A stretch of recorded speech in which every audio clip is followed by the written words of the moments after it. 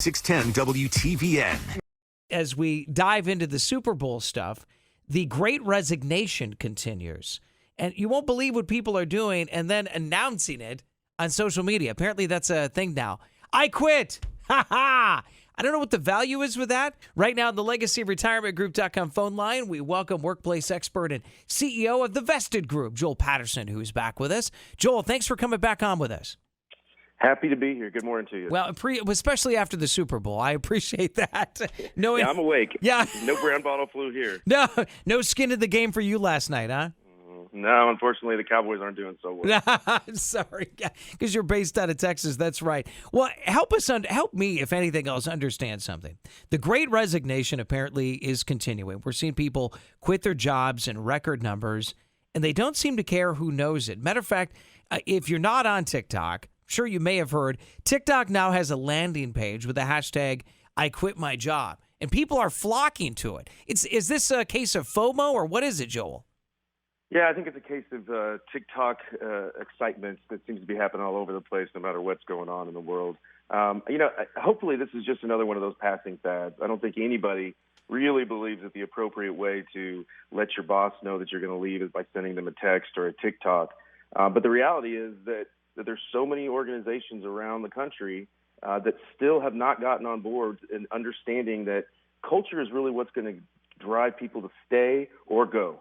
And I think that if you've got a culture that is so toxic that it allows someone to feel like it's okay to resign over TikTok, then you probably need to look in the mirror a little bit and recognize that, hey, what can I do to improve the situation? How do I identify the people or the process in my organization that are driving people away? Because what we do know is that over the last couple of years, this is not changing anytime soon.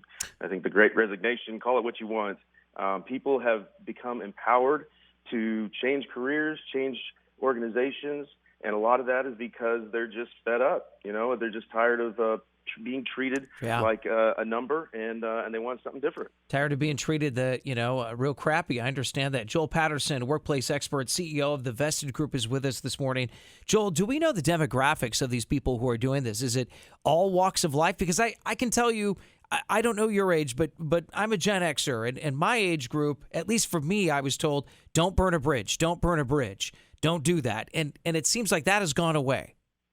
It really has in a lot of ways. Now the industries that are driving a lot of this, is you're probably not surprised, are around leisure and hospitality.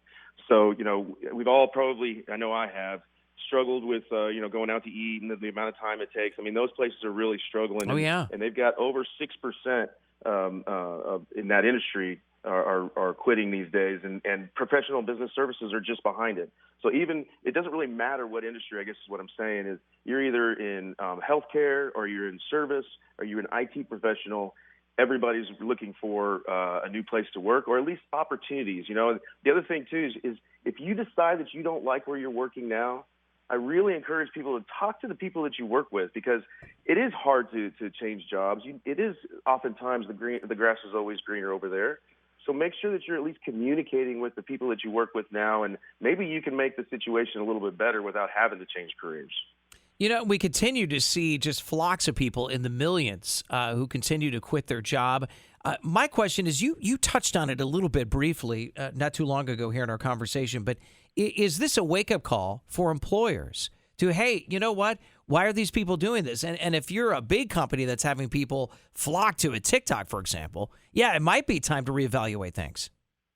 Yeah, for sure. And just, most of the things that get the news around TikTok and those kind of resignations are really tied to the larger organizations. And I find that the small to medium businesses, people, they do care about their employees, and they really do want a culture that is empowering for them. But when you get down to it, the worker or the employers just need to look at a couple of things. People want competitive pay. They want good benefits. They want the opportunity to grow. These days, they obviously want flexible work arrangements. But more than anything, give them some purpose. They have to know that what they're doing has an impact, that they feel like they're accomplishing something. And you've got to be intentional about doing that. You can't just say it's going to happen without taking action. You've really got to just take a couple of minutes a day and invest in your people. And until that gets fixed, Joel, I have to assume that we're going to continue to see this Great Resignation. Absolutely. I mean, I haven't seen any slowing down of it yet. There's entirely too much activity going on in the economy for people not to want to look around. And frankly, we keep talking about it. Whether it's with you or on the news or anything else, it's, people know it's out there, and that encourages people to go take a look and see what's what.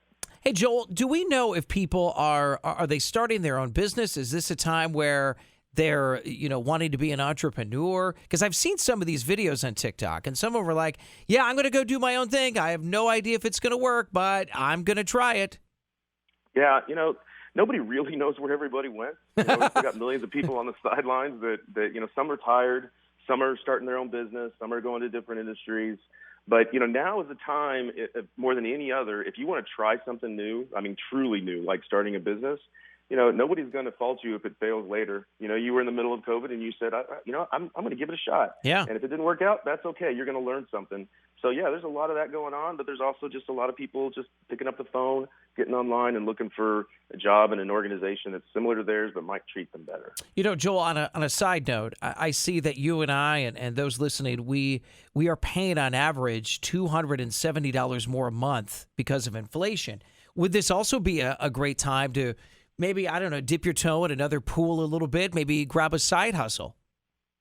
Yeah, that's always a slippery slope because it depends on what industry you're in. I mean, if you're in IT services, as an example, I wouldn't recommend your side hustle being IT services. But if you're driving a car or you're doing Uber or Uber Eats or something like that, that makes sense because there's, the salaries, the individual pay, the hourly rate, everything is going up.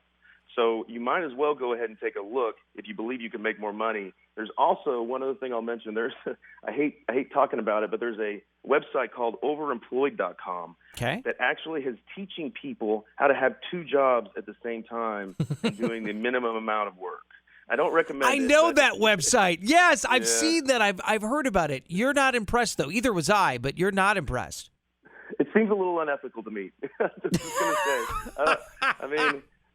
I guess you get to each his own, but to me, I think that you'd be better off just really investing in one job. No, look, I'm with you. And if you want to upset me, my pet peeve is just people who are lazy. I can't stand it. Maybe it's the growing up on a farm. I have no idea, but I have no tolerance for lazy people. So yeah, trust me, that website set me off. Well, I'm there with you. I try to avoid it as much as possible, but it is it's good fodder for conversation anyway. Hey, Joel, before we wrap up with you, because this is your forte, if someone is looking for a different job, we know now that this is probably the best time. Is there a opportunity window that will be closing eventually? How long do we have to be looking here for the next great opportunity? I feel like the rest of the year looks really promising. All the activity that I see, all the leading indicators I see, everybody's staying as busy as can be. Nobody can find the people that they need. I'd say you've got this year at least. I do expect things to start slowing down a little bit, but I think you got the next 6 to 9 months to really embrace what you want to do and give it a shot. Hey, Joel, for someone who'd like to reach out to you, because I always like to ask this of our guests, if you're willing, could someone reach out to you? Is it Twitter? I know you have a handle. Is it email? If someone has a question for you. Yeah, you can go to thevested.com. And you can always catch me there. And if you know what NetSuite is, you should know who we are. So check us out at thevested.com. All right, and you're the CEO. You're the big man on campus, Joel Patterson, workplace expert. Hey, Joel, thanks for taking time this morning to talk with us. Always a pleasure. Take care.